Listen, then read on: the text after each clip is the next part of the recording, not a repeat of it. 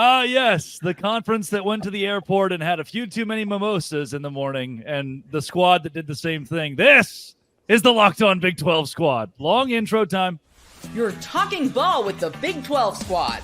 From Oklahoma State to Utah, from Kansas State to BYU, from Houston to Texas Tech, it's the local experts of the Locked On Podcast Network bringing you scoops, breakdowns, and the most comprehensive preview of the upcoming Big 12 weekend. Buckle up. It's the Big 12 Squad, and we have a seat for you. No hurt feelings and thin skin allowed. Squad up. You're part of the Big 12 Squad. Happy Thursday, everybody. Welcome into the Big 12 Squad. My favorite part of that intro is it has Duke's football stadium. Why? Because that's the only thing that makes sense in the Big 12 Squad, where each and every single one of us are hurtling ever closer toward the sweet embrace of death. It is on its way, fellas. Fret not. And after this last week of football, our conference disaster was the word that I used. Cody Stovall of Locked On Oklahoma State. That also sums up your football season. Jake Hatch of Locked On BYU Cougars couldn't be more opposite. JT Westersill, it describes your hairline. Kevin Borva of Locked On Buffs. Could you be an outside playoff contender? Parker Ainsworth finally got his camera to work. Richie Bradshaw talks about the Sun Devils, who, when's the last time? You guys have that running back. Spencer McLaughlin of Locked On College Football, and then Mountaineer Paul. Paul, blink twice, but if you do, none of us could see it. You're too blurry.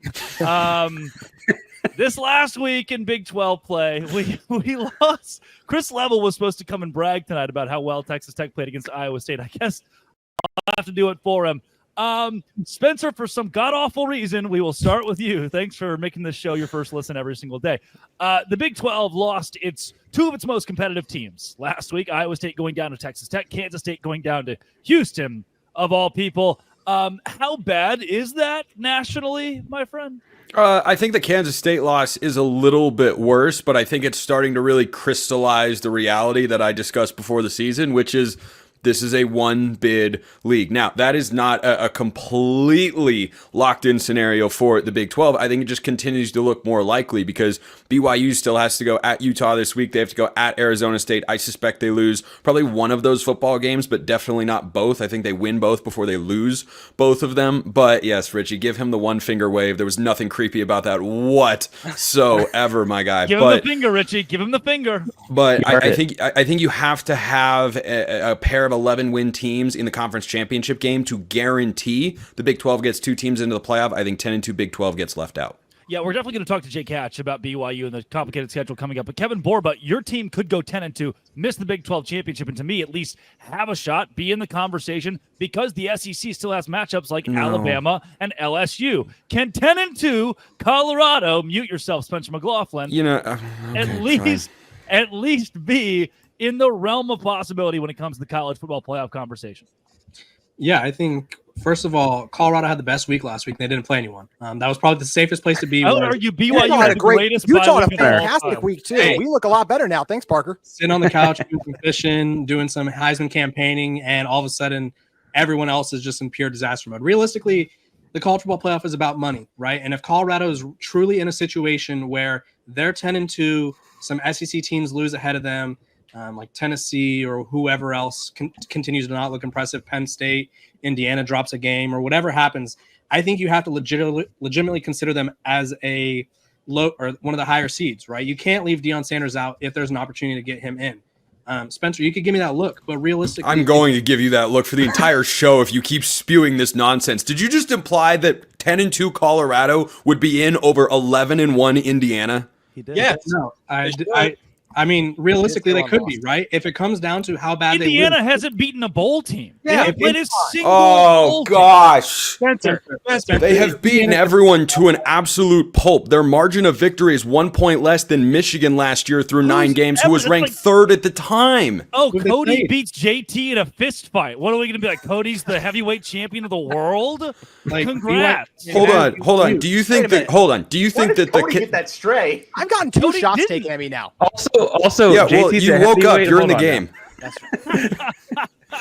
Are you under this impression that 10-2 Colorado, just because Deion Sanders is the head coach, is going to leap up significantly over 10-2 Tennessee, 11-1 Penn State, or 10-2 Penn State for that matter, or 10-2 Tennessee? Do you actually think the playoff committee would do that? Well, It those depends teams who you they just lose, right? mentioned are way different than the first team you mentioned. Indiana. Yeah. Yeah. What He they mentioned but Kevin, hold on, but Kevin mentioned all of them. Kevin said, well, this team could lose or that team could lose. You have to get to 3 losses before you can even be considered to be get passed up by a 10-2 Colorado, which is not a guarantee, by the way. Number one, and number two, I don't know that it's a lock that 10-2 Big 12 with a blowout loss to a Nebraska team that looks worse and worse every single week. They lost to UCLA, for goodness sake. I don't know that 10-2 Big 12 is in over 9-3 SEC. I would argue that Tennessee's loss to Arkansas looks worse and worse every week. Arkansas lost to Oklahoma State, and Oklahoma State can't beat any of us. Like I don't know why. Like you think? Okay, first of all, you just said a 3-loss SEC team will get in. We know that's not going to happen, right? We look at the rankings right now, and the highest ranked 3-loss team is Ole Miss and LSU sitting at 15-16. So we know that's not going to happen, right? So let's pretend, or let's erase that. Second of all, Kevin, there was a stat dropped on the show that a 3-loss team has been in the top 12 like all of the last few years. So it is a possibility, especially when you factor in the SEC bias that we do all know exists. I think the likelihood that 10-2 Big 12 is an at-large team is the same as 9-3 SEC. It's a probably no, but you cannot 100% rule it out. That one seems reasonable. You don't think the Dion factors into that equation whatsoever? I mean, Great question. Where are they ranked right now? There's still a human component. okay, but look at the teams ahead of them. Like Alabama and LSU play each other. One of them is going to fall. Ole Miss plays Georgia. Okay, and the loser of that football game is still going to be ranked ahead of Colorado after this week. I guarantee it. I guarantee it. They're not. LSU's at 15. If they lose, they are going to plummet. They're not going to drop 6. Yeah. They're not going to drop No. 7 If- spots. If but Colorado go beats up, too. Texas Tech on the road, they will certainly jump a number 15 overall team that loses. That's And if objective. Notre Dame also, if Notre Dame loses, Okay. We'll find out. yeah. We'll find out. we go team by team. If Notre Dame loses, they're done, right? A 10-2 Notre Dame team is out of the playoff. So Wait, so we're talking about the brand power of Colorado putting them in the playoff and then saying, yep, Notre Dame 10-2, get them out of the playoff, ship them out of town. not one of their Colorado. losses in IU. Right. Yeah, yes. Get them off. Yes, and yet Notre Dame is still ranked inside the top 10. Why? Because it's Notre Dame.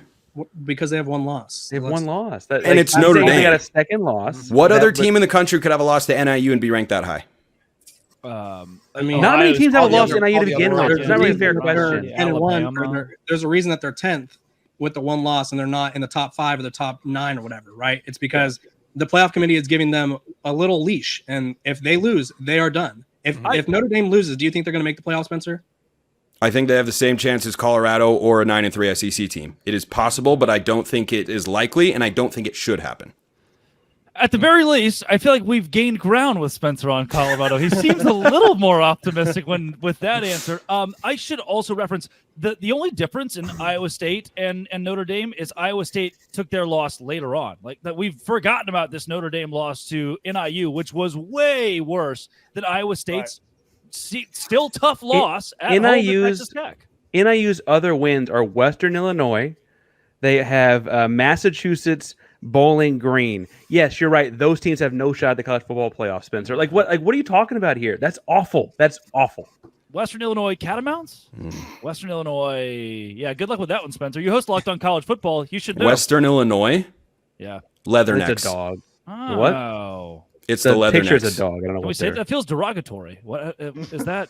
Feels like a It can sound however you'd like. I've called one of their football games before. It was actually featured on SVP's Bad Beats a couple of years ago. Yay! Oh, that's good. wow. That's Yep. What good. a redemption That's a arc for humble brag. Spencer McLaughlin. Coming up, I want to know if Neil Brown is still fired to hear from Mountaineer Paul as they play the Baylor Bears this week. Richie Bradshaw's team is good. Parker Ainsworth's team might win the national championship next season. Cody Stovall's coach hates all of his fans. Yes, even you included. Jake Hatch and JT Westersill are on a big rivalry week. That is all coming up next. We're going to keep talking Drake's about going to sports change for a minute. languages to one he can speak. On the line, grite un número de seguro social, por favor. Big 12 Squad. I will do this one in English. Today's show is brought to you by Robinhood Gold, where you don't need a silver spoon to eat up the financial favors of the 1%. Robinhood Gold allows others to get rates and perks usually reserved for the high society. Now the resourceful individual Robinhood Gold can earn the very liberal rate of 4.5% APY on uninvested cash and be rewarded with a handsome 3% retirement boost on an IRA account. Robinhood Gold provides the privileges of a high net worth for any net worth. These generous benefits are now available for only $5 a month. The new gold standard is here with Robinhood Gold. Sign up at Robinhood.com/gold. Terms apply for product specific disclosures. Visit Robinhood.com/gold. Investing involves risk. Rate may change. Gold membership is offered by Robinhood Gold LLC. Today's show is also brought to you by FanDuel. Get ready to tackle the NFL action with FanDuel, America's #1 sports book, because right now new customers can bet $5 and get $150 in bonus bets if you win. That's right. The FanDuel Sportsbook app gives you everything you need to place live bets on the NFL all in one place. So when you get a hunch in the middle of the game, you can check out the latest stats, view live play-by-play, and so much more on the same page where you place your bets. Visit FanDuel.com to join today. You'll get started with $150 in bonus bets if you win your first $5 bet. That's FanDuel.com. Never waste a hunch and make every moment more with FanDuel, an official sportsbook partner of the NFL. That is FanDuel. Visit them today and maybe take the BYU money line this week. FanDuel.com. Dose Grande. It is the Dose Grande squad. That was crazy. That reminds me of the monorail Disney World.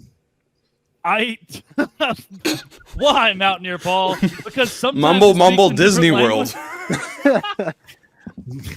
What he just said reminds me of what it says when you get on the monorail at Disney World. Oh. The way he said it. Yeah, because it's in Spanish. And then it's in, I think, Japanese. Mantenga los manos, brazos, pies y piernas dentro del tren. We talked a lot of sports in the opening segment, which is crazy for us, by the way. That's very abnormal. Yeah, what is this? You bring Spencer in and we actually talk football? Like come on now. Sorry, did you want me to leave? Because that's too bad. Yeah, where's the candy corn talk? I missed that. Candy corn's fine. It is fine. Exactly. It's fine. The meme of the Spencer can couch, stay. and there are the guys standing behind the couch, and Spencer's on the couch. So Mountaineer Paul, Neil Brown, if he loses to the Baylor Bears, does he still have a job at the end of the season at 4-5? And that game isn't even what am I talking about? We're going Cincinnati. to November 9th in Cincinnati on the road. You'll play Baylor in a couple weeks. If he loses to Cincinnati on the road, you go to 4-5. Does he get fired? Or if he wins a pretty good road game in the Big 12, is Neil Brown saved with 2 wins in a row? I think he's safe either way, man. Listen, Brent Baker's made it really clear. West Virginia doesn't have the money. We just don't have the money to fire Neil Brown unless he completely tanks the rest of the season. 1 or 3, 0-4, the only 2 ways he is fired. Unfortunately, we all want him gone, but it's a situation to where we're in the red as a university as a whole. We already get less from our university than most other universities in the Big 12. Most other universities get as high as 30% from the university. We're nowhere close to that. So here we are in the red, unable to fire a coach. Ren Baker just wrote a letter last week explaining in detail our financial situation. Tell Gordon Gee, the vernal native himself of Utah, to pony up, man. He retires in 25. So that's another big reason that Neil Brown is still here. Let's do it. Hey, he's got 2 months. Sounds like he'll need some tax write-ups or something. Does that count if it's a charitable cause? No. Having just fired a coach last year when you didn't have the money for it, the best thing that can happen is someone like A&M pays a guy $90 million go away, and then you look silly not paying whatever the cost is. Tell someone else to fire the coach away. Our fan base wants. And that's the same guy our fan base wants. Have you tried the Powerball? The $90 million man. Have you tried Nick Saban? Has anybody here called Nick Saban to ask him about West Virginia yet? Apparently, that's a great idea. How has no one thought to hire Nick Saban? Drake, that's good. People are making videos about it. Very talented, handsome hosts are making videos about it all over the internet. I what an idea about that. Handsome, really handsome. I feel like I watch Mountaineer Paul's show, and I'm like, Richie, wow, I see you. What clear, good video and audio quality he has. But right now, it's like I'm on the monorail at Disney World after 6 of those Irish beers, that one pub they have on the downtown strip. I don't know what's going on. Epcot? Are you trying to say Epcot? I have a video. Is that where you drink in every I world? have a video that says 3 hours on it right now. Oh my gosh. I started uploading a video at 6 o'clock and it still says That's 3 what hours. it is. You can't upload a video and then get on a video call. Parker Ainsworth, I can see you this week. Back-to-back weeks for him. Best comment of anything that's happened to me in the last 72 hours was someone commented that I got my Wi-Fi fixed and the Cougs got fixed as well. I take credit for the entire thing. I fixed my Wi-Fi. We're good again. Look at that. So if Houston loses, are you going to put the bag back on for next episode? It's basketball season, Cody. Yeah, we're not losing for a while. That's all we've realized is Utah is the cure for what ails any Big 12 team when they play them. So that's good, right? Yeah, hey, I appreciate Parker. Hey, don't rag on the doormat of the Big 12 like that, Jake. Hey, be kind. It's rivalry. We weren't talking to Cody.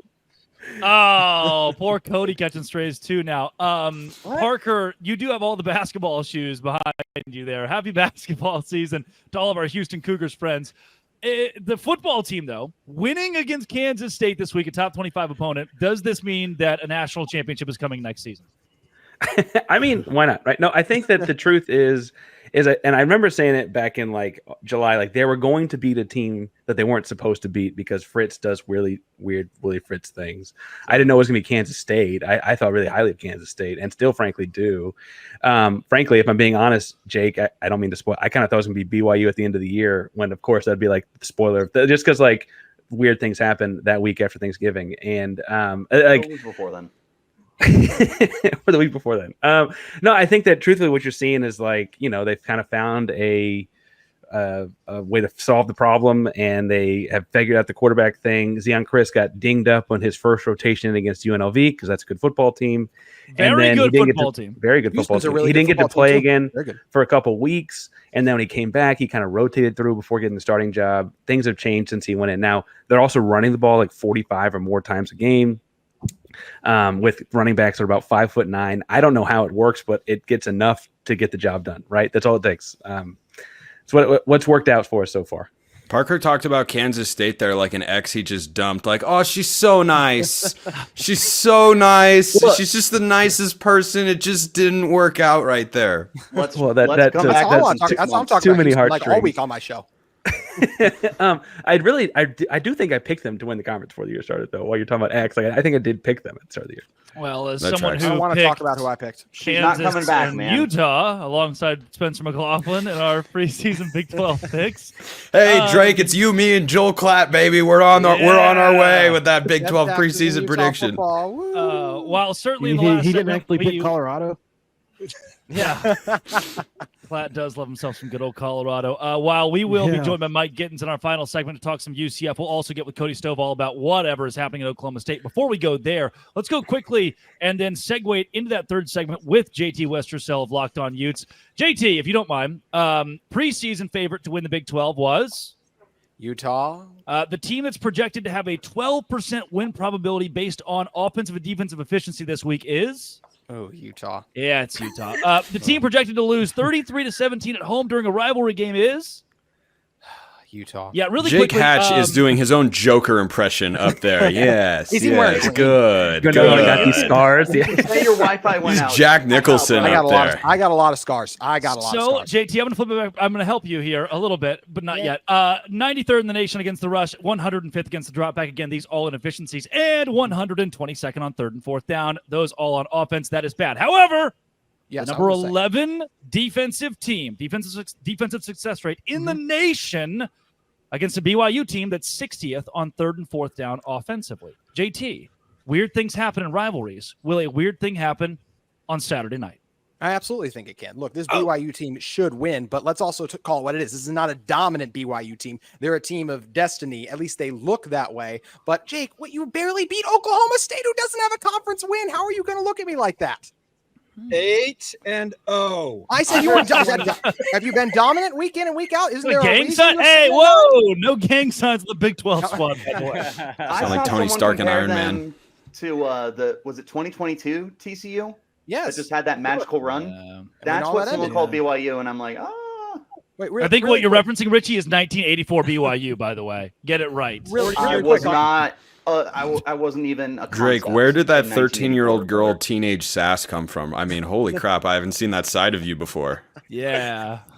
Hey, really quick, brought it out of me. Really quick, just talking about this game a little bit more. Look, Utah, like you said, 13th ranked pass defense. Retzloff has thrown 7 interceptions. He's also yet to have over 250 yards passing against a Power 4 team. So I do like Utah's secondary here. 250 yards, you don't need to pass for 250 plus. I was just drinking water like JT's drinking copium up there in Salt Lake City.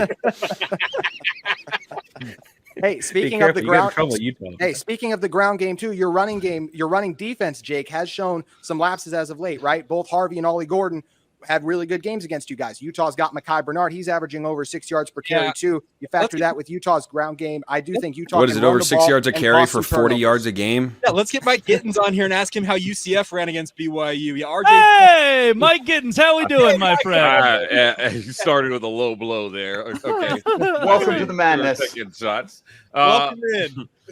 Yeah, guys, I was listening to all that. Clearly, We're sorry. UCF is on a one-game winning streak. Can a one game be a streak? Yeah. It is a streak. It is a streak down in Orlando. It depends on what you did after Beat the me to game. that line, JT. Yeah, they've got it. This Arizona State game is going to be fun, I think. And Gus is going back to school. He's majoring in risk management. Gus. Good, Mike. Looks like half of you got that. It should be fun. I mean, look, I don't know when your season's in the tank and you're like 3-5, and then your coach has the guts to start the 4th string freshman, and then he looks like a mini Johnny Manziel running around there. Oh, come on, man! It was tough. It was actually exciting. I thought they injected a lot of hope back into the fan base over these last few games, and they got a pretty decent shot to make a bowl game now. Wow, a mini Johnny Manziel is crazy. Yeah, right. He's already really good. Hail Mary at the end of the half. Like Jay Williams on the Baylor Gonzaga game this week, a bench player for Gonzaga came in, and Williams goes, he's like a mix of Russell Westbrook and Paul George. It's like, whoa, what are we doing? Is that somebody you want to be in 2024? A guy who can't shoot threes and one guy who can't stay on the court? Like what combination is this player? You want to be injured and really selfish. He's my cousin, Spencer, but thanks. He's my cousin. Coming up, Jay Is it an Cash. oxymoron is the question. Chance to respond to JT Wistersill on the game this week. And Cody Stovall, your coach, hates puppies and the elderly. Today's show is brought to you by Hims. Guys, sometimes intimate moments happen spontaneously. Your sex life's important, but your schedule is busy. You don't have time to go to a doctor's office to get treatment for ED. Through Hims, you can get personalized ED treatment without stepping foot outside your door. Hims is changing men's healthcare by providing you with access to affordable sexual health treatments from your comfort of your couch. The process is 100% online, so there's no need for uncomfortable doctor's visits. Start your free online visit today at hims.com/lockedon. With hundreds of thousands of trusted subscribers, Hims can help you find the ED option that works best for you. That's HIMS.com/lockedon for your personalized ED treatment options. Hims.com/lockedon. The products mentioned are chewable compound products which are not approved by or verified for safety or effectiveness by the FDA. Prescriptions require an online consultation with a healthcare provider who will determine if appropriate. Restrictions apply. See website for details. Important safety information. Subscription required. Price varies based on product and subscription plan. All right, Jake Hatch, BYU a 4.5, 5-point favorite if you ask FanDuel. However, the analytics, the efficiencies say that BYU should win by a couple of scores. Is this the week BYU proves, hey, no matter what anybody says, we're going to just go into a rivalry week and dominate? I sure hope so, because the history suggests it's going to be a one-score game. This is rarely a game that gets beyond 10 points, and when it does, it's routinely a blowout. But Utah's a team that barely gets beyond 10 points. What are you talking about? Hey, we're averaging 12 over the last 4 games. Put some respect on our name. Big money over there, JT. But here's the thing. BYU's rocking and rolling. Everybody I've talked to inside the football program, they are very they're ready to go up to Rice Eccles and make a statement. So I'm looking forward to this one on Saturday night. We'll see how it all goes down. Cool. Thanks. That's just really it was really nice what you got. Your little. Can I ask Mike? I was going to say, can I ask Mike a question? I actually would just say thank you to Mike. UCF beating A&M made the entire state of Texas laugh this week. So thank you for that in basketball. Yeah. I know this is a football-centric show, but thank you. When the news came through and I saw the court storming, which is now one of the funniest things that happen in all of sports, right? It was pretty amazing. Obviously not a basketball school. Picked to finish 11th in the Big 12 this year and just beating A&M. They're weird, man. Like, I know you guys have seen the Yale practices, but I feel like any win against A&M is a win for America. Right. And it's election night. So it's an important message here for people. It's a weird America wins when A&M loses. Right. Hey, what happened to Spencer? Did we lose Spencer? Spencer had too much of the actual talking about football. He comes from the entertainment value, and I guess he got. I mentioned bored basketball, and he vanished. I told him I was going to beat him up after talking about my cousin. Yeah, that was all. I run too. Cody, Mike Gundy said that if you're mean to him, you're a poor person. What did he mean by that? Checks out over here. Checks out. Well, wait, here's what? the irony. It's easy to play off if it's just like a very quick clip, right? If it was something he said in 37 seconds, then you could write it off as what a dumb thing to say.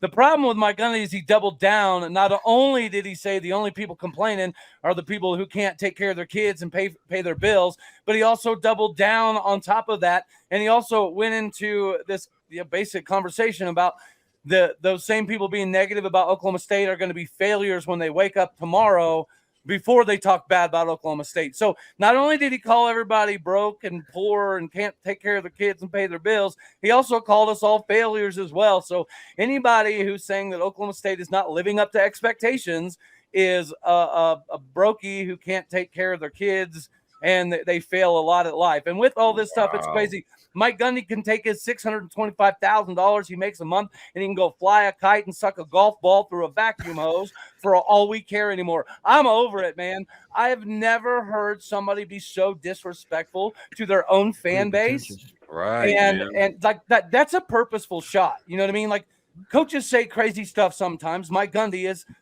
no shortage of crazy things to say. I'll have Mike know the government garnishes my check every month on time. Thank you, Mike. So I take care of my responsibility. Well, then you can't be a good Oklahoma State fan. Yeah, you must not like Oklahoma State. Can you talk about how wild it is to do that in the NIL era too? Mike gets the automatic draft every month. Wild.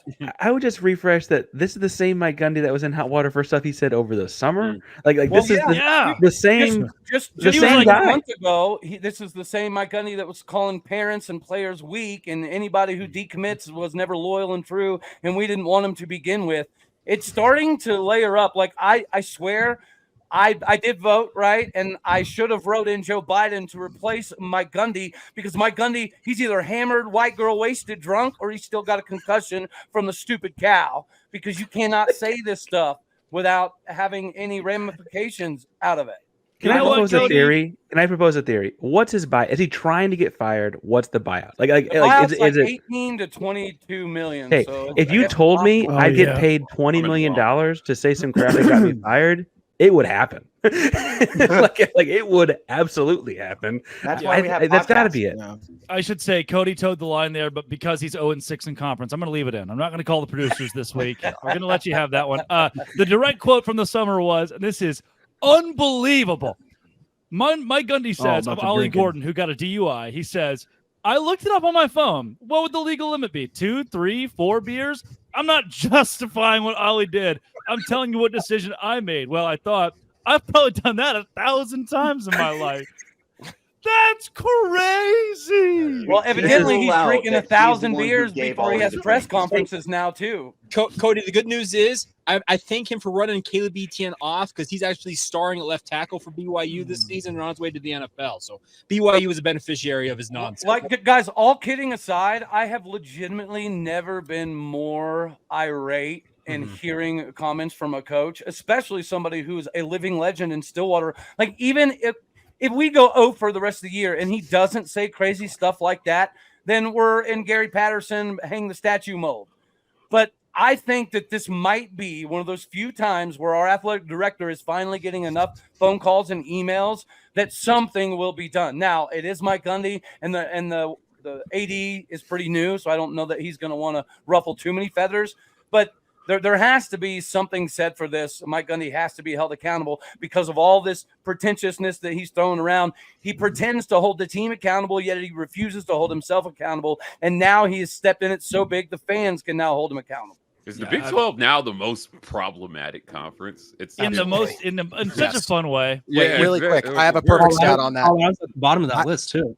I have a perfect stat on that. I can't get over the fact that Utah, Kansas, Arizona, and OSU all have less combined conference wins than BYU. BYU. Oh. Hey, JT, do you remember when Utah was picked first in the league last year? And we already did this last segment. And BYU's Where you made me picked say the thing. 13th, and you know that currently the Utes are 13th and the Cougars are first. So. I was picked 16th. Anything I can don't feel happen on bad a for Saturday any of night you. at Rice-Eccles Stadium. Richie is very good. We should mention that. Richie was picked last. Which is really good. Second to last or last? Last, Somewhere. 16. Oh, I'm Might sorry. have been man. 17. Man. Scataboo. Jeez, you're like 6-2 now. You're going to a bowl game. Scatabooyah. We might too. We might too. All I'm here is Cougars run the conference. We're gonna keep it going. Y'all, then us, then back. Yes. We're gonna keep it going. I just can't. Mike Gundy said, well, if that's drunk drive, we got to do that all the time. And we were like, oh, yeah, they're going to win the conference. How do you guys do in like sub-zero temperatures? Because we're already like in the 30s here in Utah. By the time Houston gets here, it might be negative 20. It was 84 yesterday. Well, good luck. Good luck in a few weeks then. It was 72 today, and I had to wear a sweater. Oh, okay. Well, it's 32 degrees and snowing in Utah, so here we go. If it was a blizzard this weekend, that'd be awesome because then Utah doesn't have to throw the ball, so that bodes better for their chance to win. Yeah, well, don't throw the ball anyway, JT. Can we start talking about basketball yet? It's supposed to be dry and cold, JT. So get ready, baby. You were up by 1 against Green Bay at the half, though you won by a lot. That's Basketball right. might not be a great Hey, subject Doug either. Gottlieb. It's baseball season in The mighty Stillwater. Doug Gottlieb, baby. The mighty Dugs. What a Doug world. Gottlieb. Coming up on the rest of this week, well, tomorrow's Friday, these guys will do shows that you can listen to, which would be fun. We get to keep our jobs. And if you don't listen to them, maybe one of us gets sad. This has been, and it always will be, I already am sad. the most football-centric ever. Locked on. I would tell you their names, but I just don't care to. Dose Grande Squad.